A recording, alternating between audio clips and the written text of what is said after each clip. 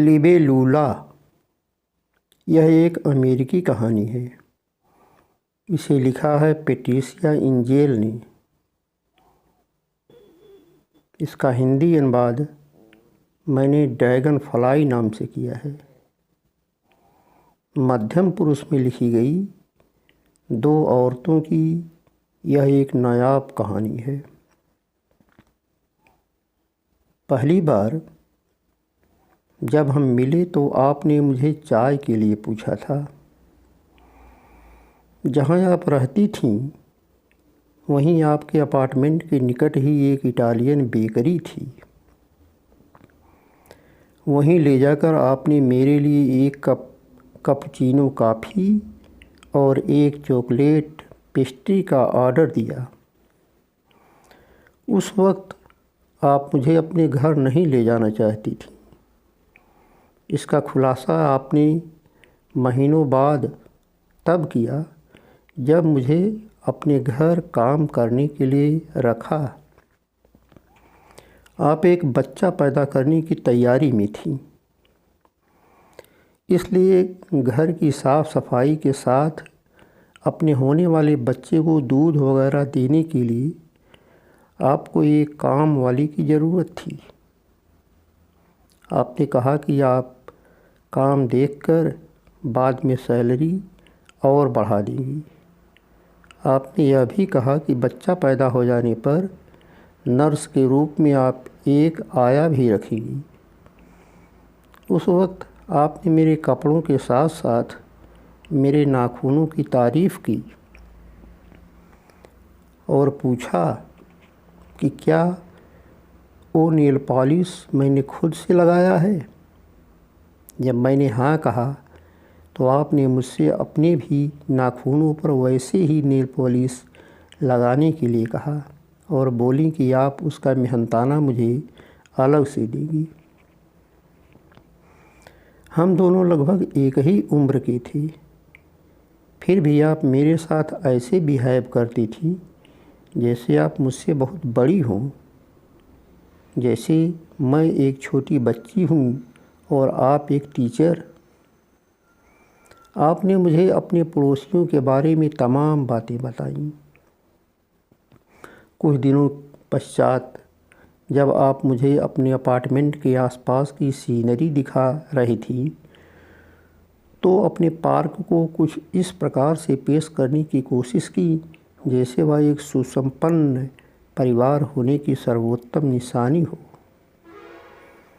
उस समय आपके पति किसी लंबी यात्रा पर चले गए थे, इसलिए उनसे मेरी अगले कई हफ्तों तक मुलाकात नहीं हुई। फिर भी वे हमारी बातचीत में शामिल रहते थे। आपने मुझे बताया कि वे बॉक्सर से हमेशा इस्त्री किया हुआ, कॉलर पिन से कसा हुआ और जूते ड्रेस से मैच करते हुए पहनना पसंद करते हैं। आप दोनों एक दूसरे से बचपन में ही मिले थे और आपके परिवार आपस में पहले से दोस्त थे। आप दोनों कोलंबिया से इस देश में पढ़ाई करने आए थे और आप लोगों ने समझदारी पूर्वक एक साथ रहने की इस शर्त पर मंजूरी मिली कि ग्रेजुएशन के बाद आप दोनों शादी कर लेंगे। पिछले जन्म में भी मैं कोलंबिया में आपकी नौकरानी रही होती अगर आप मुझे मेरी माँ से मांग ली होती, क्योंकि मेरी माँ आपकी माँ के यहाँ काम करती थी, या तो आपकी किसी सहेली जो मेरी किसी सहेली की सहेली होती के ज़रिए मैं आपके घर पहुँच गई होती। मैं एक आदमी के साथ इस देश में आई थी। उसने मुझसे शादी करने का वादा किया था, लेकिन आखिर में मैं ही मुकर गई और वह मेडेलिन, कोलंबिया का एक शहर, वापस चला गया, क्योंकि इस देश ने भी उसके साथ अपनी प्रतिज्ञा नहीं निभाई। जब आपने मुझे अपने यहाँ काम पर रखा तब मैंने यह सब आपसे नहीं बताया था। आप मेरे बारे में बस इतना जानती थी कि मैं पश्चिमी इलाके में रहने वाले एक स्विस परिवार के घर में काम करती थी जो दुबई शिफ्ट हो चुका था। आपको किसी फुल टाइम काम वाली की तलाश थी, न कि सप्ताह में एक बार आकर साफ़ सफाई करके चली जाने वाली की। हालांकि आमतौर पर इस वक्त ऐसे ही लोगों की ज़्यादा मांग है, लेकिन आपको तो एक ऐसी सेविका की ज़रूरत थी जो आपके जगने के समय आपके सामने तैयार खड़ी मिले, बगैर कहे आपका नाश्ता लाकर डाइनिंग टेबल पर रख दे और शाम को आपके पति के घर वापस आ जाने पर चली जाए। तब आप उसी टेबल पर उनका मनपसंद ड्रेस पहनकर उनका इंतज़ार करती बैठी।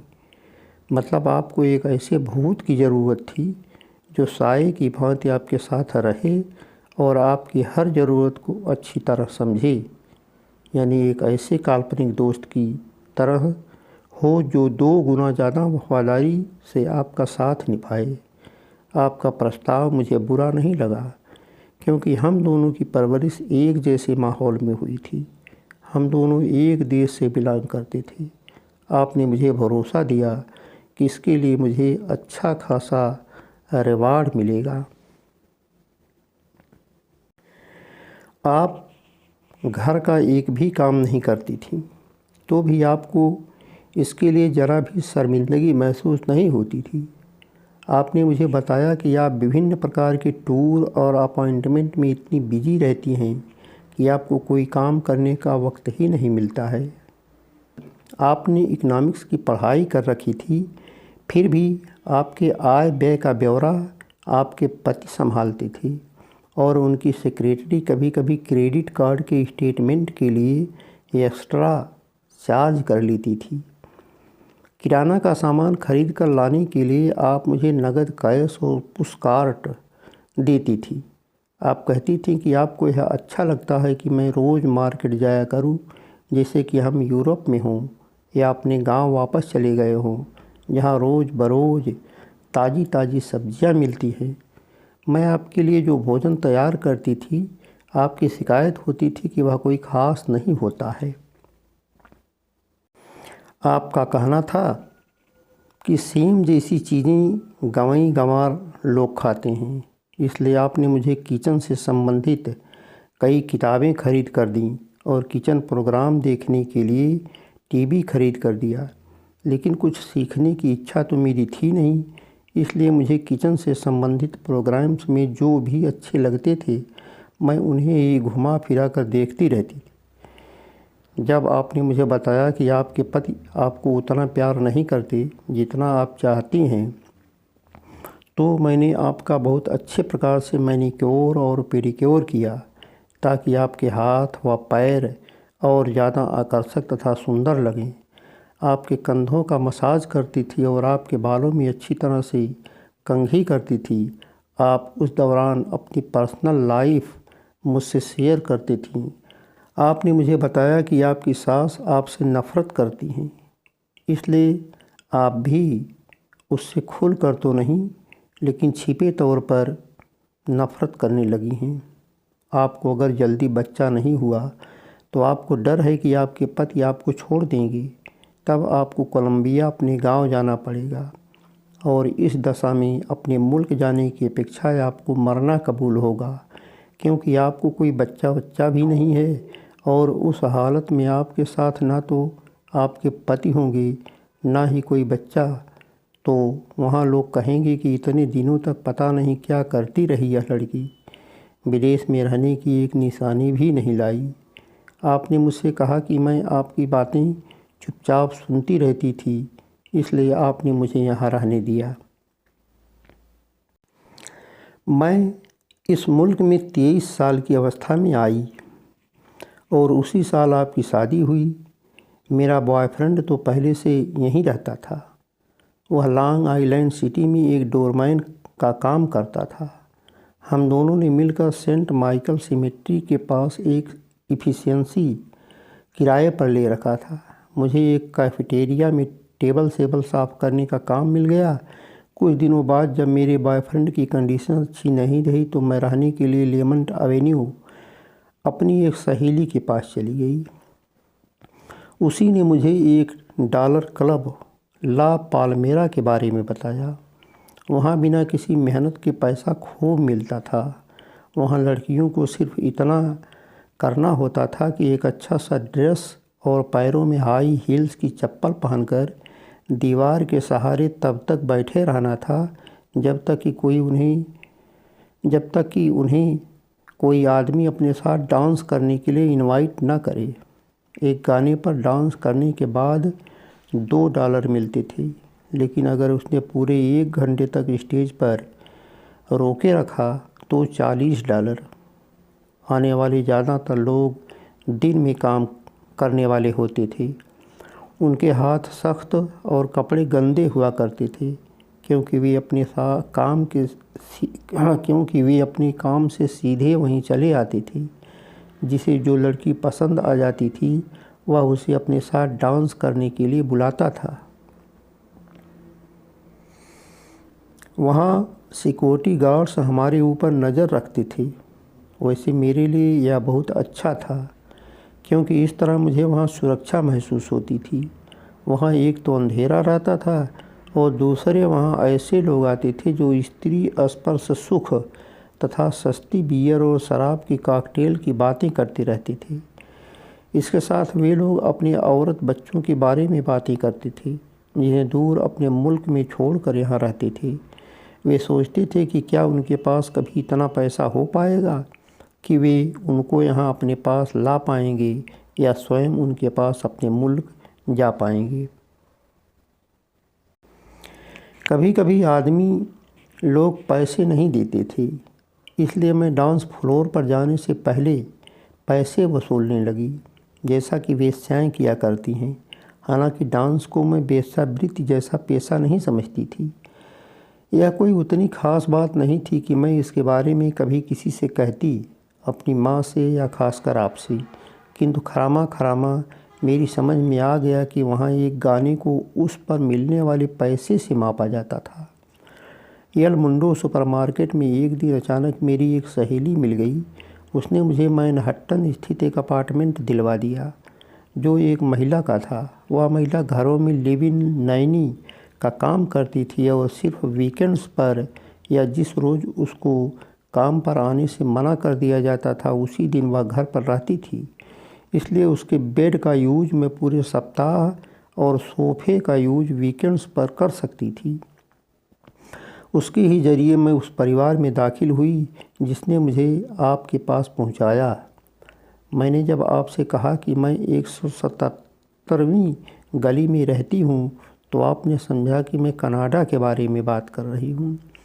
मैंने जब आपसे कहा कि हर रोज़ आपके जगने से पहले आपके पास पहुंचने के लिए मैं 2 ट्रेन और एक बस पकड़ कर आती हूं, तो मेरी बात पर आपको यकीन नहीं हुआ।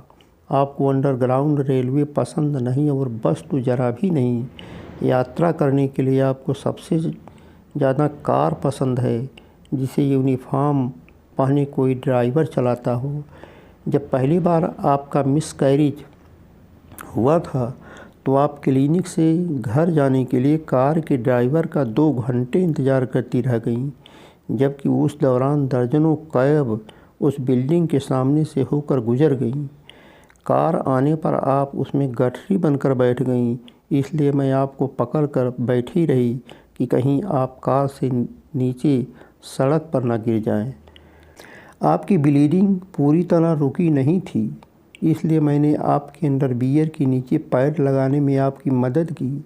आप दर्द से छटपटा रही थीं। आपके हस्बैंड ने कहा था कि वह डॉक्टर के यहाँ आकर आपसे मिलेंगे, लेकिन आपको ब्लीडिंग शुरू होने के 2 घंटे बाद वे आए, जबकि आप उस दौरान अपने हाथ पैर फैलाए टेबल पर पड़ी हुई थीं। इसलिए आपने मुझसे कहा कि मैं आपके पास रुक जाऊं। आपका दर्द जब बढ़ गया तो आपने मेरा हाथ कस कर पकड़ लिया और मेरी आंखों में झांकने लगीं। मरीजों के बीच राउंड लगाते हुए डॉक्टर हमारे पास आया और बोला कि हॉस्पिटल जाने से यहाँ आना अच्छा है। अगर आप भाग्यशाली हुई तो सब कुछ बिना ऑपरेशन के आराम से हो जाएगा। जाते वक्त भी उसने एक बार दोबारा कहा कि अगर आप भाग्यशाली हुई तो। मुझे तो डॉक्टर के ऊपर बड़ा गुस्सा आ रहा था और आपके पति के ऊपर भी। जब वे आए तो ऐसा दिखाने लगे जैसे कि मिसकैरेज आपका नहीं बल्कि उन्हीं का हुआ हो। जब हम आपको घर लेके गए तो आपने कहा कि आपके पास मैं ही रहूं, आपके पति नहीं। हालांकि इससे उन्हें कोई एतराज़ नहीं हुआ। मुझसे आपने रात में भी अपने साथ रहने के लिए विनती की और कहा कि आप इसके लिए मुझे अलग से पे कर देंगी, लेकिन मैंने कहा कि इसकी कोई ज़रूरत नहीं है। जब आपको झपकी सी आने लगी तो मैं भी जब आपको झपकी सी आने लगी तो भी मैंने आपका सिर दबाना बंद नहीं किया, क्योंकि मुझे मालूम था कि अभी आपको पूरी तरह से रिलीफ नहीं मिली है। मैंने भी एक बार अपना अबॉर्शन करवाया था, इसलिए मुझे पता था कि इस दौरान कितनी मुश्किलों से गुजरना पड़ता है। वैसे अपने अबॉर्शन करवाने का मुझे कोई दुख नहीं था, अलबत्ता बड़ी राहत की सांस ली थी मैंने, क्योंकि जिसके साथ मैं सोती थी वह आदमी तब पिता नहीं बनना चाहता था, लेकिन चाहे जैसी भी हो दर्द तो होता ही है। सुबह हुई तो आपके पति ने मुझे अपने बेड पर सोते हुए देख लिया। हालांकि बेड पर मैं एक साइड में ही पड़ी हुई थी। उन्हें देखकर मैं हड़बड़ा कर खड़ी हो गई, लेकिन उनका ध्यान मेरी तरफ नहीं था। वे आपको देख रहे थे। आपके पास जाकर उन्होंने आपका माथा चूमा और काम पर जाने के लिए माफ़ी मांगी। आपने कोई जवाब नहीं दिया। आपकी आंखें बता रही थीं कि आप उनसे गुस्सा थीं। गुस्सा तो उनके ऊपर मुझे भी था। आपका नया अपार्टमेंट छोटा था, लेकिन उसमें किचन से सटा हुआ सर्वेंट क्वार्टर भी बना हुआ था। आपने मुझसे कहा कि मेरा बाथरूम भी सेपरेट है। आपको यह उम्मीद नहीं थी कि मैं अपना वर्तमान निवास स्थान छोड़ना नहीं चाहती थी। मैं वहाँ एक औरत के साथ रहती थी और जिस आदमी से मैं प्यार करती थी वह भी वहीं पास में अपनी बीबी और उसकी माँ के साथ रहता था। जब मैं घर में अकेली होती थी तो वह आ जाता था और मेरे साथ सोता था। वह इतनी हड़बड़ी में रहता था कि अक्सर मुझे पीछे से लेता था और तुरंत मुझे छोड़कर अपने घर चला जाता था। वह मुझे एक अकेली औरत समझता था। उसे मना करने का मुझे कोई उपाय नहीं सूझ रहा था, इसलिए आपके पास रहने का प्रस्ताव मैंने फ़ौरन मान लिया। आप दोबारा जल्दी से प्रेग्नेंट होना चाहती थी। जब महीनों प्रेगनेंसी का कोई लक्षण नहीं दिखा तो आप कई डॉक्टरों से कंसल्ट की, जांच के लिए ब्लड सैंपल दिया, प्रेगनेंसी की क्षमता बढ़ाने वाली दवाइयाँ लेने लगी और देसी नुस्खे आजमाने के लिए कई औरतों को बुलाने लगी। वे आकर आपका मसाज करती और रात में किस पोज में सोना चाहिए, कैसे उठना बैठना चाहिए आदि बातें भी बताती थीं। कुछ महीनों के बाद जब एक दिन आपको यूरिन टेस्ट के दौरान प्रेगनेंसी का लक्षण दिखा तो आप दिन भर में कई मर्तबा अपना यूरिन टेस्ट करती रहीं, क्योंकि दूध की जली बिल्ली मट्ठा भी फूंक कर पीती है। आप अच्छी तरह से कन्फर्म होना चाहती थीं ताकि किसी प्रकार इसमें इफ़ या बट की गुंजाइश न रहे। पूरी तरह से कन्फर्म होने के पश्चात ही आपने उसके बारे में अपने पति को बताया, लेकिन वे खुश नहीं हुई, क्योंकि उन्हें डर था कि कहीं इसका भी हश्र पहले जैसा ही ना हो। इसके बाद आप निराशा में मुझसे मिलने किचन में चली गईं। उस वक्त मैं बर्तन धो रही थी। मैंने देखा कि आपकी आंखें भीगी हुई थीं। बाद में आप दोनों के बीच जो टंटा बखेड़ा हुआ वह सब मैं अपने कमरे में बैठे बैठे सुन रही थी। वे आपको बेवकूफ़, मनहूस, ज़िद्दी और ना जाने क्या क्या कहे जा रहे थे। दुर्भाग्यवश अगले दिन यूरिन टेस्ट में प्रेगनेंसी का लक्षण गायब हो गया। तब आप पागलों की तरह अपने घर में अन्यमनस्कता की स्थिति में इधर उधर चलती रहीं। अगले दिन आप अपने घर के सदर दरवाजे पर बच्चे का एक पालना लिए खड़ी थीं, क्योंकि किसी औरत ने आपसे यह टोटका आजमाने के लिए कह दिया था। उसके अनुसार ऐसा करने से मन की मुराद पूरी होती है। मैंने जब आपका पागलपन देखा तो आपके पास जाकर आपके कंधे पर हाथ रखा तो आप मेरी गोद में अपना सिर रखकर सिसकने लगीं। फिर हम दोनों देर तक एक दूसरे से गले मिलकर सिसकते रहे। उस समय मुझे आपकी माँ और बहनों के साथ मेरी अपनी माँ और बहनों की कमी बड़ी शिद्दत से महसूस हुई।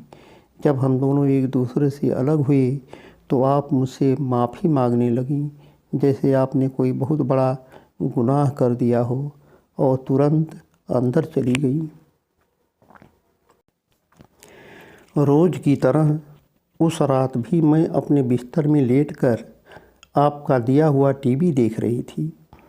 यहाँ टीवी पर जो फिल्में और सीरियल में देखती थी वही सब कुछ गांव में मेरी माँ भी देखा करती थी।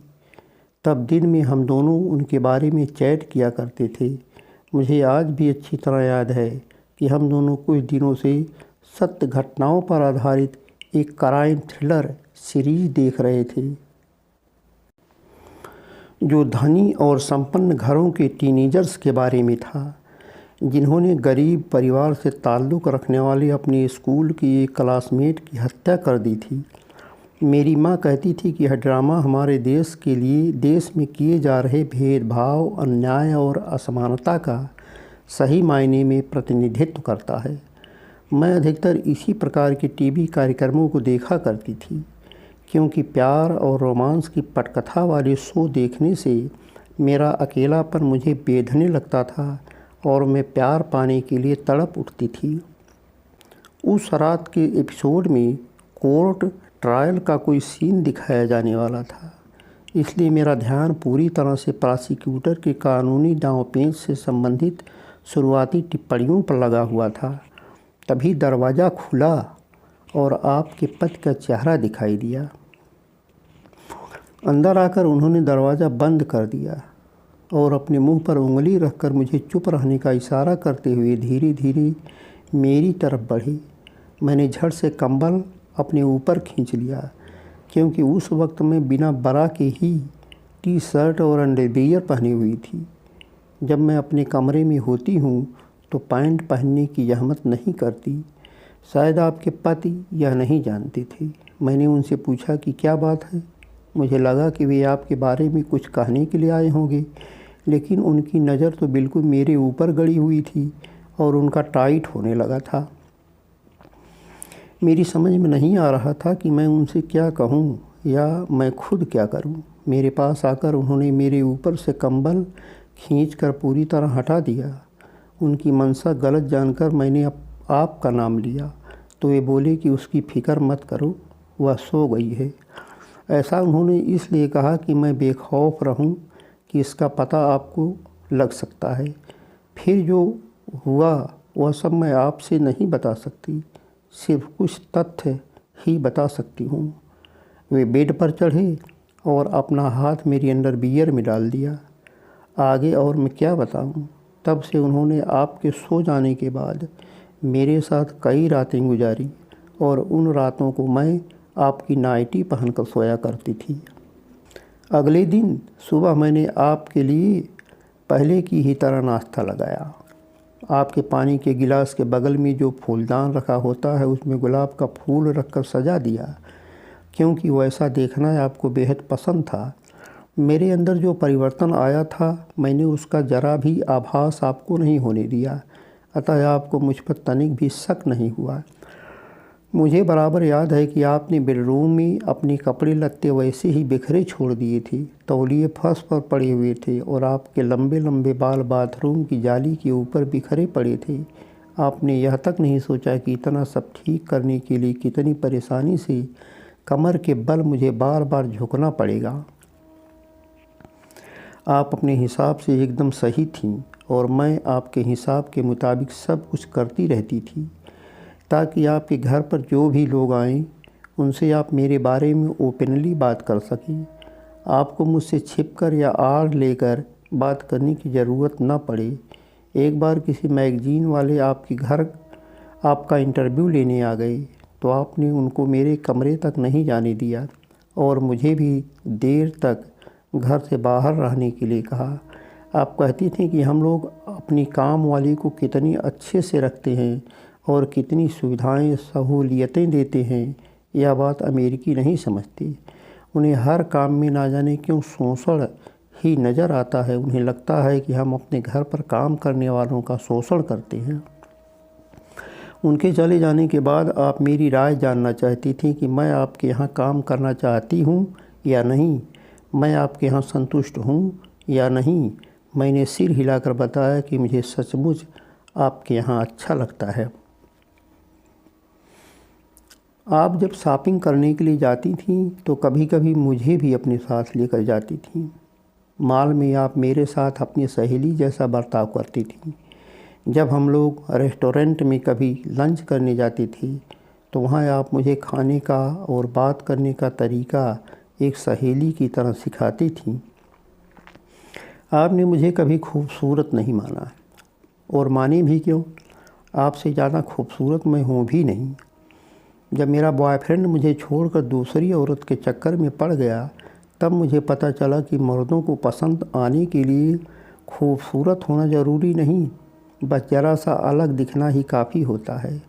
आपने देख ही लिया कि जब आप प्रेगनेंसी की क्षमता बढ़ाने में लगी हुई थी तो आपके पति आपको छोड़कर मेरे पास आने लगे, मेरी खूबसूरती देख कर के नहीं, बल्कि ज़रा सा डिफरेंट की चाहत में। एक दिन आप मुझे लेकर एक ओझा के पास गई जो अपने अद्भुत और अलौकिक कामों के लिए बड़ा फेमस था।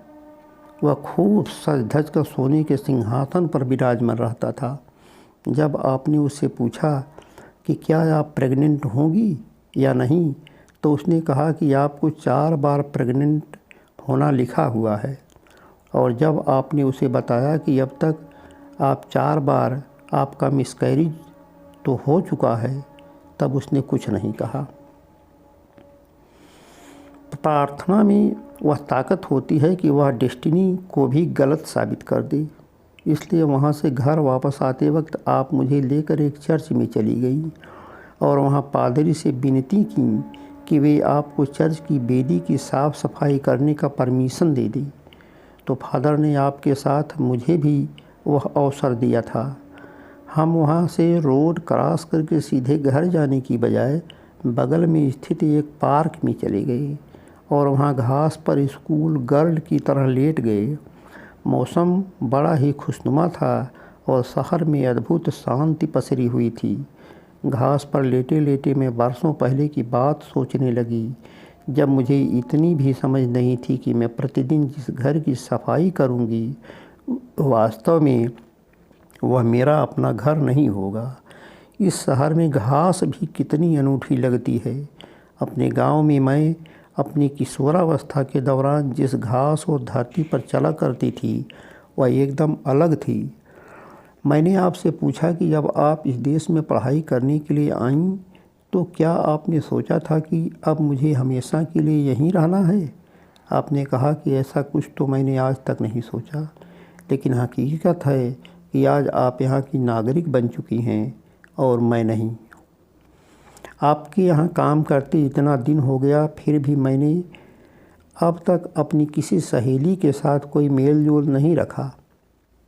आपके कहने से ही मैं फुर्सत के समय अपनी सहेलियों से मिलने जैक्सन हाइट्स जाने लगी। लेकिन एक दिन वीडियो कॉल पर मैंने सुना कि आपकी माँ आपको ताकीद कर रही थी कि अपनी काम वाली को अपनी एरिया में किसी दूसरी काम वाली से नहीं मिलने देना चाहिए, क्योंकि वे जब एक दूसरे से मिलेंगी तो अपने कामों और वहाँ मिलने वाली सहूलियतों की तुलना करेंगी, जो किसी भी घर के मालिक के लिए अच्छा नहीं है। वैसे मुझे किसी से पूछने की ज़रूरत नहीं है कि उसे अपने लिए कितना मिलता है, क्योंकि मुझे पता है कि इस एरिया में मुझे जितना कुछ मिलता है उतना किसी काम वाली को नहीं मिलता होगा। मुझे उन सबसे बहुत ज़्यादा मिलता है। आपके यहाँ काम करके ही मैंने शादी में लिए गए कर्ज को भरा और हर महीने ज़्यादा से ज़्यादा पैसे बचाकर अपनी माँ को देती गई। उससे उसने एक नया घर ले लिया। वह मुझे गांव बुला रही थी कि मैं क्रिसमस पर 1 महीने की छुट्टी लेकर उसके पास चली जाऊं, लेकिन आप कहने लगी कि तुम्हारे बगैर मैं रह नहीं पाऊंगी, और इसके अलावा जब मैं स्कीइंग करने जाऊंगी तो घर पर देखभाल के लिए तो कोई चाहिए, और फिर इसलिए माँ के पास गांव जाना मुझे मुलतवी करना पड़ा। आप एक बच्चा गोद लेने की फिराक में कागजी कार्रवाई पूरी करने में लगी हुई थी। अपने देश कोलंबिया जाकर आप कोई बच्चा गोद लेना चाहती थीं, लेकिन आपके पति का कहना था कि वे किसी गैर के बच्चे को नहीं पालेंगे। तब आपने उन्हें समझाने की बहुत कोशिश की कि जब कोई बच्चा गोद ले लिया जाता है तो वह गैर का नहीं बल्कि अपना बच्चा होता है। इस मसले को लेकर आप दोनों के बीच सुबह शाम होने वाली रोज़ की चिक-चिक मैं सुनती रहती थी। जब भी आपके पति मेरे पास आते तो उनकी पूरी कोशिश होती थी कि वे मुझे अच्छी प्रकार से संतुष्ट करके जाएं, और मैं भी उन्हें अच्छी तरह संतुष्ट करती थी। इसलिए मैं उस वक्त उन्हें अपना ही पति मानती थी, आपके घर को अपना घर समझती थी और अपने आप को काम वाली नहीं बल्कि मालकिन समझती थी। उनके स्वभाव से तो लगता था कि गांव में वे अपने बचपन में ही मेरी जैसी किसी औरत के साथ ज़रूर सोए होंगी। मैंने आपको छोड़ने का फ़ैसला किया क्योंकि मैं आपका दुखी चेहरा नहीं देख सकती थी, क्योंकि किसी न किसी रूप में उसकी वजह मैं अपने आप को मानती थी। मैं अपने दिमाग पर कितना भी जोर डालती फिर भी मेरे ख्याल में ऐसे बहुत कम वाक़ये आते जब मैंने आपको संतुष्ट देखा हो।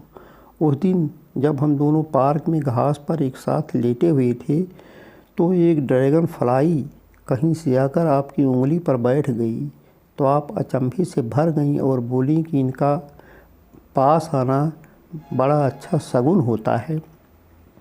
उस वक्त मैं आपको बताने का साहस नहीं जुटा पाई कि हमारे यहाँ गांव में तो ड्रैगन फ्लाई का पास आना या स्पर्श हो जाना बड़ा अपशकुन माना जाता है। जब आप डिनर टेबल पर बैठकर अपने पति का इंतज़ार करती थीं तो उनके मनपसंद दृश्य में होती थीं ताकि वे आपके पति को आकर्षित कर सकें और वे आपके क्लोज हो सकें। अगर आपको पता चल जाता कि उन्हें पाने की चाहत में वही काम मैं भी करती थी तो आप एकदम से टूटकर बिखर जाती। लेकिन मैं यह सोच भी नहीं सकती थी कि आप कहें भी कि मैंने आपका घर बर्बाद कर दिया। इसलिए मैंने आपका काम छोड़कर जाने का पक्का मन बना लिया और इंतज़ार करते बैठी रही कि आप अपनी सहेली के साथ लंच करने बाहर निकलें और मैं चुपचाप आपके घर से चली जाऊं। आप उसके साथ मरुआना और कोकीन जैसे खतरनाक ड्रग्स लेती थीं, क्योंकि उसके साथ यह सब करने में आपको सुपीरियरिटी फील होती थी। उसके साथ आपका जाना मुझे अच्छा लगता था क्योंकि इससे कुछ घंटों के लिए मुझे आपकी सेवा टहल से छुट्टी मिल जाती थी और उतने समय तक मैं आराम कर लेती थी। उस दिन जब आप उसके साथ जाने लगी और मुझे हिदायत देती गई कि डिनर में क्या बनाना है, जबकि मैं मन ही मन सोच रही थी कि काश इसके बाद मुझे आपका मुंह ना देखना पड़े। जब आप घर आई होगी तो मुझे रोज़ की तरह अपने आप को संभालने के लिए बुलाया होगा, नशे का खुमार कम करने के लिए, कोई पेय तैयार करने के लिए और यह समझाने के लिए कि आपके पति के घर आने पर मुझे उनसे झूठ क्या बोलना है, मुझे ढूंढा होगा, किंतु आप घर को खाली पाई होंगी। आप और आपके पति के लिए डिनर भी तैयार नहीं था। आप लोगों ने सोचा होगा कि घर में चोरी हो गई, इसलिए कीमती चीज़ों की लिस्ट हाथ में लेकर आप दोनों घर को अच्छी तरह देखे होंगे और सभी सामान मिलाए होंगे कि कहीं कुछ गायब तो नहीं हुआ है। जिन कपड़ों को लेकर मैं आपके घर आई थी, घर से निकलते वक्त अपने बैग में मैंने केवल उन्हें ही रखा। उनके अलावा मैंने सिर्फ अपनी शादी और डिवोर्स के पेपर्स तथा पासपोर्ट रखे। वे ड्रेस भी मैंने नहीं ली जो आपने खरीद कर मुझे दिए थे। एक औरत जो ला पामेरा में मेरे साथ काम करती थी, उसके यहाँ कमरा खाली था। उसे मैंने कोरोना काल में किराए पर ले लिया। वह अभी वहाँ काम करती रही थी। उसने कहा कि अगर मैं चाहूँ तो वहाँ काम पर वापस चल सकती हूँ और पहले की तरह कुछ पैसे कमा सकती हूँ। वहाँ बस एक काम करना पड़ेगा कि अगर कोई आदमी अपना गाल तुम्हारे गाल से सटाना चाहे तो उसे वैसा करने देना है। इसके बाद मैंने उसे नाभि के नीचे तक अपने पेट की गोलाई दिखाई तो उसने कहा कि ठीक है, यह कोई मसला नहीं, तुम्हें वहाँ दारू शराब नहीं पीना है, अगर कोई जिद करे भी तो वेटर से कहकर अपने लिए जूस या कोई सॉफ्ट ड्रिंक मंगा लेना है। वहाँ औरतें हमेशा ऐसा ही करती हैं। प्रेगनेंसी की अंतिम तिमाही में भी तुम चाहो तो वहाँ डांस कर सकती हो। यह किसी अमेरिकी का बच्चा है ना, कहकर उसने मेरे मज़े लिए, लेकिन गनीमत की उसने यह नहीं पूछा कि वह कौन था। वह राज कभी मैंने उसे बताया भी नहीं। आपने देखने के लिए जो टीवी मुझे दिया था उसके न्यूज़ प्रोग्राम्स में कभी मैंने सुना था कि डायपर बदलते बदलते बच्चे चोरी हो जाया करते हैं। प्रेगनेंसी के दरमियान मुझे कभी कभी आपकी याद आ जाती थी, लेकिन मैं भयभीत नहीं थी कि फ्यूचर में अगर आप कभी पार्क में मिल जाएं या सड़क पर चलते समय भेंट हो जाए तो आप मेरी गोद में बच्चा देखकर उसके जैविक पिता का अंदाज़ा लगा लेगी। मेरे पास कुछ ऐसा होगा जो आपका कभी नहीं हो पाया। माँ के पूछने पर उससे मैंने साफ साफ कह दिया कि जिस घर में मैं काम करती थी उसके मालिक ने मुझे प्रेग्नेंट कर दिया है। यह सुनकर माँ पहले तो बड़ा विद्रोही रुख अख्तियार कर लिया, लेकिन कुछ देर बाद शांत हो गई तो बोली कि कभी कभी हमारे साथ ऐसी घटनाएं हो जाती हैं जिन्हें हम चाह कर भी रोक नहीं पाते। इस तरह का कमीनापन इतना आम हो गया है कि ऐसी कहानियों को लेकर अनेक फिल्मों और टीवी धारावाहिकों का निर्माण करके उनका धड़ल्ले से प्रसारण हो रहा है। वहाँ एक रेस्टोरेंट में मुझे काम मिल गया। मेरी सहेली का चचेरा भाई जो फूल सप्लाई करने का कारोबार करता था, यल मुंडो में मुझे मिल गया। उसने मुझे आइसक्रीम खिलाई, एक मूवी दिखाई और पिज्ज़ा भी खिलाया। इस दौरान उसने कोलंबिया में पाए जाने वाली मैग्नोलिया की दर्जन भर प्रजातियों के वैज्ञानिक नाम मुझे बताए। उसकी बातों से लगा कि वह मुझे चाहने लगा था। मैंने उसे बताया कि मेरे पेट में किसी का बच्चा है और वह कुछ महीनों में होने वाला है, तो वह बोला कि कोई बात नहीं, मैं तुम्हारे बच्चे का बाप बनने के लिए तैयार हूँ। इसी बहाने मेरा प्रायश्चित हो जाएगा। बात यह है कि मेरे पिताजी ने एक आदमी को अपनी कार से रौंद डाला था। उसे मरा हुआ जानकर भी उन्होंने कार नहीं रोकी, लेकिन ज़िंदगी भर वे उस घटना से उबर नहीं पाए। हम JF कैनेडी एयरपोर्ट पर मेडेलिन जाने वाली फ़्लाइट का इंतज़ार कर रहे थे। मैंने सोचा भी नहीं था कि आप कभी इस तरह एकदम मेरे पास होंगी। मैं अपने पति और पुत्र के साथ थी और आप अपने पति और पुत्री के साथ। मुझे यह नहीं मालूम कि आपकी बेटी कैसे आपकी थी और आपको यह नहीं मालूम कि मेरा बेटा कैसे मेरा था। आपके पति को भी शायद यह पता नहीं था, या वे मेरे पति से हाथ मिलाते हुए अज्ञानता का ढोंग कर रहे थे। वे एक अच्छे दोस्त की तरह हमें हमारी फैमिली के लिए बधाइयाँ दे रहे थे। मुझे तो ऐसा लगा कि आपकी नई कामवाली ने अपने झाड़ू से सब कुछ बुहार कर साफ कर दिया। देखते ही आपने मुझे गले से लगाया और बोली कि तुम्हारी बड़ी याद आती है। मैंने आपसे किसी बात के लिए सॉरी भी नहीं बोला, तो भी आपने कहा कि मैंने तुम्हें माफ़ कर दिया। शुरू में एक दिन आप मेरे ऊपर चिल्लाई थीं जब मैंने लकड़ी के फर्श को साफ़ करने के लिए गलत लिक्विड का इस्तेमाल कर दिया था। तभी मैं आपके घर का काम छोड़कर चली जाने वाली थी, लेकिन आपने मुझे यह कहकर रोक लिया कि चलो अच्छा, जो हो गया वो हो गया, गलतियां सबसे होती हैं, आइंदा ज़रा ध्यान से काम करना। लेकिन उसके बाद एक दिन आपको अपनी सिस्टर से फ़ोन पर बात करते हुए मैंने सुना। आप कह रही थी कि वह काम छोड़ने का नाटक कर रही थी और यह दिखाने की कोशिश कर रही थी कि उसकी जगह कोई नहीं ले सकता, चाहे 10 काम वाली आ जाएं तो भी नहीं, चाहे 10 काम वाली आ जाएं तो भी उसके जैसा उतने सस्ते में कोई काम नहीं कर सकता। देखने में तो वह सीधी सादी लगती है, लेकिन उसके अंदर गुरूर कूट कूट कर भरा हुआ है। उसका मैंने बुरा नहीं माना। मैं अभी भी आपसे प्यार करती हूँ। आपने मुझे एयरपोर्ट पर मेडेलिन में अपने पेरेंट्स का मोबाइल नंबर दिया ताकि जब कभी फुर्सत मिले तो हम मिल सकें। आप चाहती थी कि आप मुझे अपने घर पर लंच कराएं और वह जगह दिखाएं जहां आप पैदा हुई थीं और पली बढ़ीं। कभी भी फ़ोन करने पर आप ड्राइवर को भेजकर हमें वहां पिक करा लेंगी। विंग में आप लोग अगली सीट पर बैठे थे और हम लोग पिछली सीट पर। हम देख रहे थे कि आपका सारा ध्यान अपना शैम्पेन फ्लूट संभालने में लगा हुआ था, जबकि गोद में बच्ची चिल्ला रही थी। आखिर आपके पति ने उसे अपनी गोद में लिया तो वह चुप हुई। मेरे पति ने कहा कि ये बहुत अच्छे लोग हैं। तो मैंने कहा कि यह सब तो ठीक है, लेकिन उन्हें कभी फ़ोन ऑन करने या मिलने की ज़रूरत नहीं है। उसने यह नहीं पूछा कि आखिर क्यों। लगेज पिक करने की जगह आपकी बच्ची फिर ज़ोर ज़ोर से चिल्लाने लगी। तो मैंने सोचा कि आपकी आया कहाँ गई, जिसकी आप बड़ी डींग हाँका करती थीं कि हम कहीं भी जाते हैं तो बच्चे को संभालने के लिए आया को अपने साथ लेकर जाते हैं।